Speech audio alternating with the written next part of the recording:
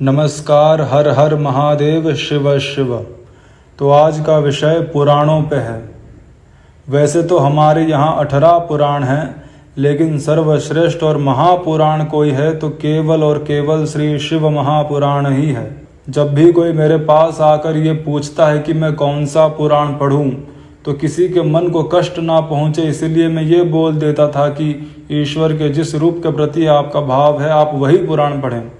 लेकिन कभी ना कभी तो आपको सत्य का सामना करना ही होगा। सच कड़वा होता है लेकिन कल्याणकारी भी। तो अगर कल्याण चाहते हो तो एकमात्र श्री शिव महापुराण के शरण में आना ही होगा आपको। मैं यहाँ कुछ भी मन से नहीं बोलने वाला हूँ, शास्त्रों के श्लोकों से सिद्ध करूँगा मैं अपना हर एक वचन। आपको पता है मनुष्य जन्म प्राप्त होना बड़ी दुर्लभ बात है, ईश्वर की कृपा है। पता है क्यों?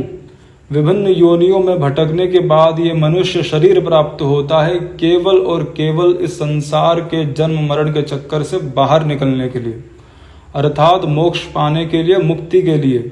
इसीलिए मनुष्य जन्म का बड़ा महत्व है। मनुष्य शरीर कल्याण का साधन है। अगर मनुष्य जन्म प्राप्त कर भी लोग पशुओं की भांति व्यवहार करके पशु योनि में पुनः चले गए तो भैया आत्म की हत्या हो गई। मनुष्य को तो मोक्ष के लिए ही प्रयत्न करना चाहिए, और आपको ये मोक्ष केवल और केवल श्री शिव महापुराण जी ही दे सकते हैं। अन्य किसी भी पुराण में ये सामर्थ्य नहीं। और इसी बात को दर्शाने के लिए वेदव्यास जी की एक विचित्र कथा, एक विचित्र घटना आती है श्री शिव महापुराण में। आइए उस विचित्र घटना को जानते हैं। एक बार व्यास देव जी सरस्वती नदी के तट पर तपस्या कर रहे थे, तो वहाँ सनत कुमार जी आ पहुँचे। उन्हें आया देख वेदव्यास जी ने स्वागत सत्कार किया उनका। फिर सनत कुमार जी ने पूछा, आप किस कारण से यहाँ तपस्या कर रहे हैं? तब व्यास देव जी अपनी पीड़ा व्यक्त करते हैं और कहते हैं, धर्मार्थ काम मोक्षाश्च वेद मार्गे कृतादराः बहुधा स्थापिता लोके मया त्वत्कृपया तथा एवं भूतस्य मेप्यवं गुरुभूतस्य सर्वतः मुक्ति साधनकं ज्ञानम न उदेति परमाद्भुतम। वेद व्यास जी कहते हैं, धर्म, अर्थ, काम और मोक्ष संबंधी विभिन्न मार्गों और शास्त्रों को मैंने संसार में प्रदर्शित किया, इसलिए मैं सबका गुरु स्वरूप हुआ इस संसार में। लेकिन आश्चर्य की बात यह है कि मुक्ति साधनकम ज्ञानम न उदेति परमाद्भुतम। मुक्ति का जो परम साधन ज्ञान है वो मुझ में ही उदय नहीं हुआ। ये बड़ी विचित्र बात है। संसार में दुनिया भर की ज्ञान की बातें फैला दी, लेकिन खुद ही ज्ञान और मोक्ष से वंचित रह गया। इसीलिए मुझे पाखंड की अनुभूति हो रही है। मुक्ति के परम साधन को जानने के लिए ही मैं यहाँ तपस्या कर रहा हूँ। वेद व्यास जी की ये व्यथा सुनकर सनत कुमार जी कहते हैं, मेरी बात को ध्यान से सुनो। तुम एकमात्र सत्य वस्तु और परम तत्व शिव का ही ध्यान करो। सनत कुमार जी ने कहा कि पहले मैं भी विभिन्न भ्रमित करने वाले साधनों में भटक रहा था, और उसी के चलते एक समय मंदराचल पर्वत में तपस्या भी कर रहा था। तभी भगवान महेश्वर की कृपा से वहाँ नंदीश्वर जी आ गए और उन्होंने मुझे मुक्ति का परम साधन बताया। तो नंदी जी ने सनत कुमार जी को क्या कहा था, बड़े ध्यान से सुनना, क्योंकि यही जीवन में करना है। नंदीश्वर जी ने कहा, श्रवणम कीर्तनम शंभोर मननम च महत्तरम। भगवान शंभो का श्रवण, कीर्तन और मनन ही महान साधन है। श्रवणम कीर्तनम शंभोर मननम वेद सम्मतम। भगवान शंभु का श्रवण, कीर्तन और मनन ही वेद सम्मत साधन है। त्रिकम च साधनं मुक्ते शिवेन मम भाषितम। यही तीन मुक्ति के महान साधन है। स्वयं भगवान शिव ने मुझसे ऐसा कहा है। ये सब बातें नंदी जी ने सनत कुमार जी को बताई थी, और वही सब बातें सनत कुमार जी ने वेद व्यास जी को बता दिया। तब वेद व्यास जी समझ गए कि शिव की साधना ही मोक्ष का कारण है, और फिर वो सनत कुमार जी से शिव कथा, शिव तत्व, शिव महिमा सब श्रवण कर स्वयं को धन्य मानते हैं, और फिर उनसे ये शिव पुराण की रचना होती है। तो शिव जी ने नंदी जी को कहा, नंदी जी ने सनत कुमार जी को कहा, और सनत कुमार जी ने वेद व्यास जी को कहा, और फिर उन्होंने शिव पुराण को संक्षिप्त रूप में संसार में प्रकट किया। इसलिए शिव पुराण को साक्षात ईश्वर शिव की वाणी कही जाती है। शिवेनुक्तम पुरा मुने। इसे पहले शिव जी ने ही कहा था, ईश्वर की वाणी है ये शिव पुराण। अब आप समझ जाओ श्री शिव महापुराण का क्या स्थान है। व्यास देव जी ही अपने अन्य शास्त्रों और मार्गों के अनुसरण से ज्ञान और मोक्ष को प्राप्त ना कर सके तो हम पढ़ने सुनने वालों का भला बाकी शास्त्रों से क्या होगा? अतः कुछ नहीं होगा, अर्थहीन बात हो जाएगी। इसलिए सभी शास्त्रों के बाद वेद व्यास जी ने शिव महापुराण की रचना की। इसलिए तो श्री शिव महापुराण को सभी पुराणों की टोटल श्लोक संख्या पता है। महापुराण है ये शास्त्र, एतत् शिव पुराणम ही परमम शास्त्रमुत्तमम शास्त्रम महाउत्तमम। श्री शिव महापुराण की महिमा में एक सुंदर श्लोक आता है, किम श्रुतेर्बहुभिः शास्त्रैः पुराणैश्च भ्रमावहैः शैवम पुराणमेकम ही मुक्तिदानेन गर्जति। भ्रमित करने वाले अन्य पुराण शास्त्रों के श्रवण की क्या आवश्यकता है? शैवम पुराणम एकम ही मुक्तिदानेन गर्जति, जब एकमात्र शिव पुराण ही मुक्तिदान करने के लिए गर्जन कर रहा है। कितनी बड़ी बात कह दी और कितनी सुंदर बात कह दी। आपको समझ जाना चाहिए कि बाकी सारे पुराण आपको मोक्ष नहीं दे सकते, इस कथा से ये क्लियर हो जाता है। लेकिन मैं आपको और भी महत्वपूर्ण श्लोक बताऊंगा जिससे ये दृढ़ निश्चय हो जाएगा कि मनुष्य जीवन केवल श्री शिव को समर्पित करने के लिए ही मिला है, उनकी सेवा, उनका श्रवण कीर्तन और मनन करने के लिए ही मिला है। इसके अतिरिक्त अगर आप कुछ भी कर रहे हैं संसार में तो शिव की माया से मोहित हैं और संसार सागर में भटक रहे हैं। मैं पहले से ही कह रहा हूँ, शिव पुराण कमजोर हृदय वालों के लिए नहीं है। शिव पुराण बिना किसी मिलावट के सच्चाई को बताता है। जो सच को स्वीकार कर सकते हैं वही इस पुराण को पढ़ने के लिए योग्य हैं। इसीलिए अयोग्य को इस पवित्र महान शास्त्र से दूर रखने के लिए ही संसार में विभिन्न शास्त्रों का निर्माण हुआ है।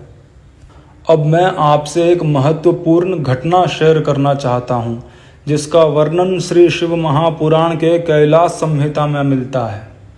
ये तो ऐसी बात है जो मैं अपने जीवन में कभी नहीं भूलूंगा। इतनी बड़ी बात शायद ही किसी ने कहीं और कहा हो।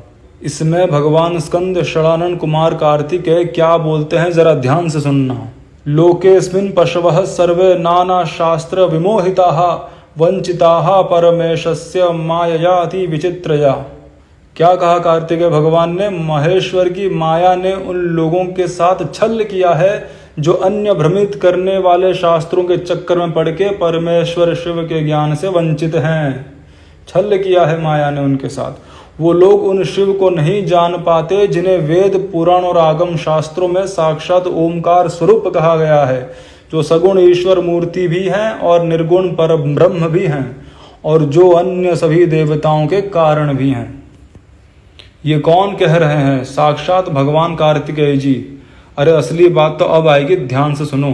जब स्कंद जी ने ये सब कहा कि महेश्वर जी की माया से मोहित लोग ही अन्य शास्त्रों में भटकते हैं और परमेश्वर शिव से वंचित हैं, तब उन्होंने एक विचित्र हरकत कर दी। पता है क्या? सुनो। दक्षिणम बाहुमुद्धृत्य शपथम प्रब्रवीमिते सत्यम सत्यम पुनः सत्यम सत्यम सत्यम पुनः पुनः। वाह! अपना दाहिना हाथ उठा के कार्तिकेय जी ने शपथ करके कहा, यही सत्य है, यही सत्य है, पुनः सत्यम सत्यम सत्यम पुनः पुनः। देखो कितनी बड़ी बात कह दी। ऐसा कहीं और किसी शास्त्र में नहीं मिलेगा और कोई ऐरा गैरा नहीं, साक्षात भगवान षडानन कुमार कार्तिकेय जी ये कह रहे हैं और दाहिना हाथ उठा के शपथ करके बार बार सत्य करके कह रहे हैं। अब आप सोचो कितनी महिमा है शिव जी और शिव महापुराण की। किसी चीज को अगर त्रिवार सत्य करके कह दिया जाए तो उसकी महिमा अद्वितीय हो जाती है, उस श्लोक की महिमा बढ़ जाती है। और यहाँ कार्तिकेय भैया ने तो 3 बार नहीं बल्कि बारंबार सत्य करके कहा है। 5 बार तो श्लोक में ही सत्य लिख दिया है। तो अब समझो कि इस बात की कितनी महिमा है। शिव पुराण कमजोर हृदय वालों के लिए नहीं है, जो सत्य स्वीकार कर सकते हैं केवल उनके लिए ही है। एकमात्र शिव ही हैं।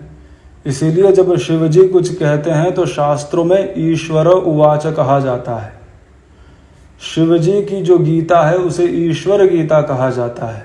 और ईश्वर कौन है? जो वेदों में निर्गुण निराकार ब्रह्म का वर्णन है, उस ब्रह्म के सगुण अभिव्यक्ति को ईश्वर कहा जाता है। जो इस सृष्टि का कारण है वही इसको चलाते हैं और वही इसका विनाश भी करते हैं। वैसे तो शिव जी को महाईश्वर, महेश्वर और परमेश्वर शब्द से संबोधित किया जाता है। अरे महेश्वर तो उनका नाम ही है। वैसे तो उनके हर नाम में ही ईश्वर होता है। ओमकार के ईश्वर, ओमकारेश्वर, ज्योतिर्लिंग है ना ओमकारेश्वर, काल के भी काल महाकालेश्वर।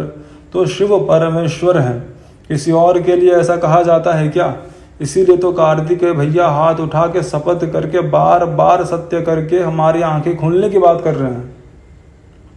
देखो, कोई महान और दिव्य हो जाता है मनुष्य तो उसे भी शास्त्रों में भगवान शब्द से संबोधित कर दिया जाता है कहीं कहीं, लेकिन कभी उनके लिए ईश्वर शब्द का प्रयोग नहीं होता।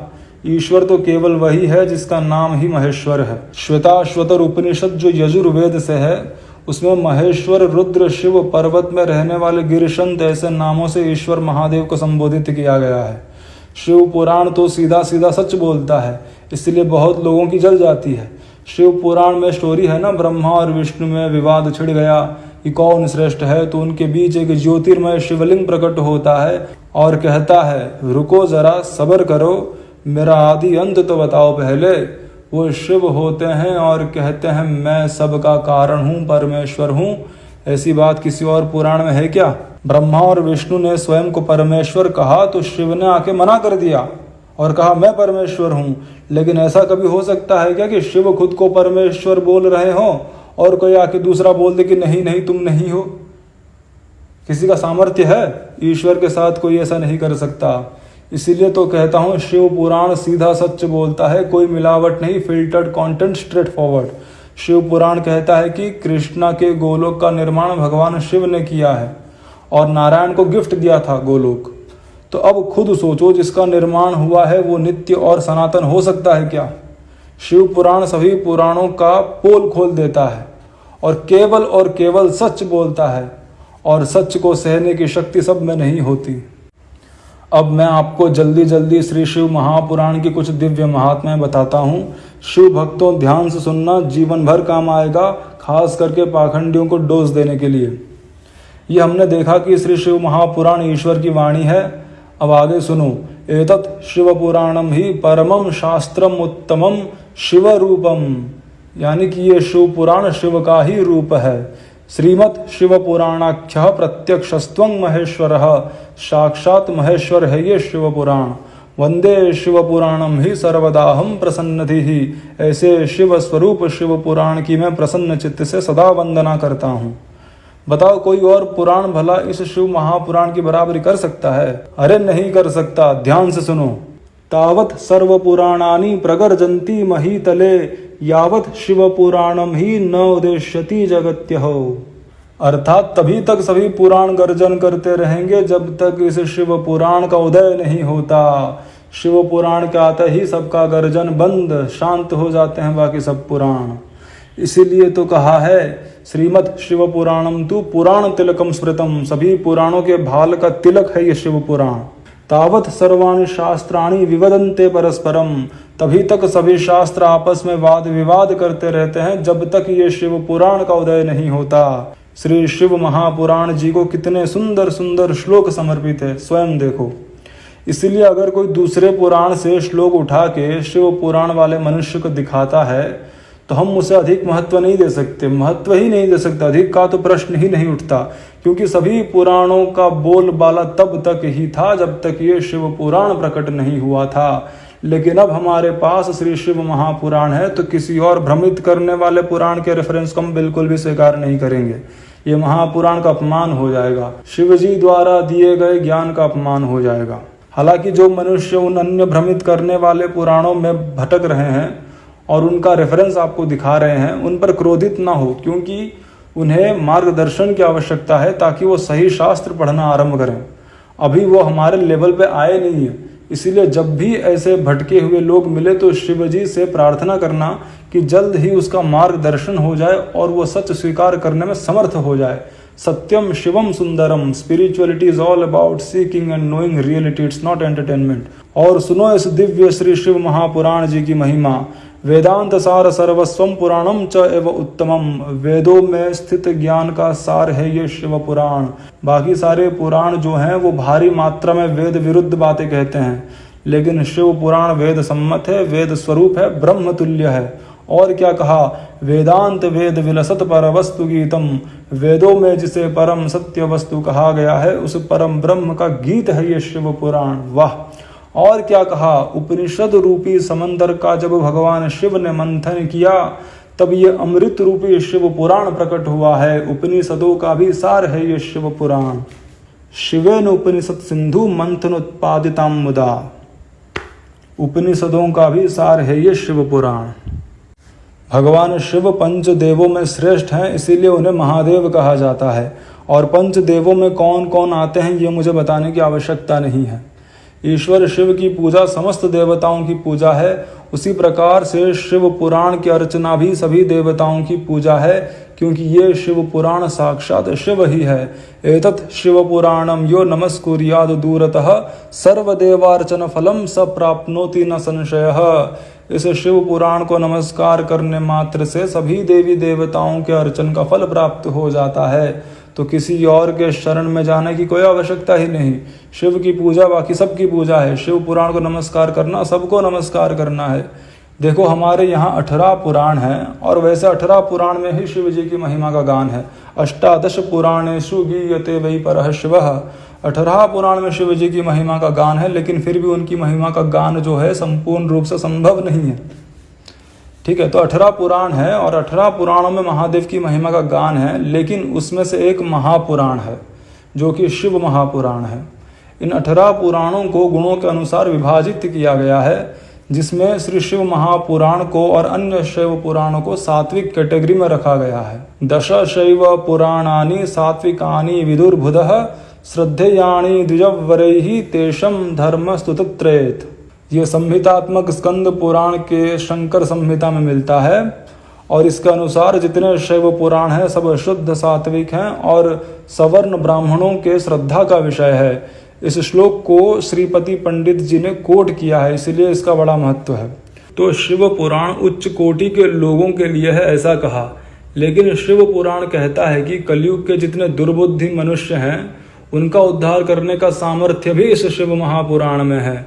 कलो दुर्मेध संपुंसाम धर्माचारो जितात्मनाम हिताय विददे शंभो पुराणाख्यम सुधारसम। तो सात्विक राजसिक तामसिक लोग हों, ऋषि ब्राह्मण आदि श्रेष्ठ हो, या असुर पिशाच भूत आदि हो, ये शिव पुराण सबका कल्याण करने में समर्थ है। क्योंकि भगवान शिव ईश्वर हैं, सबके कारण हैं, इसीलिए उनको सभी प्रकार के लोग और योनि भजते हैं। जाहिर सी बात है, ईश्वर है तो सबके ही हैं, कोई भेदभाव नहीं है।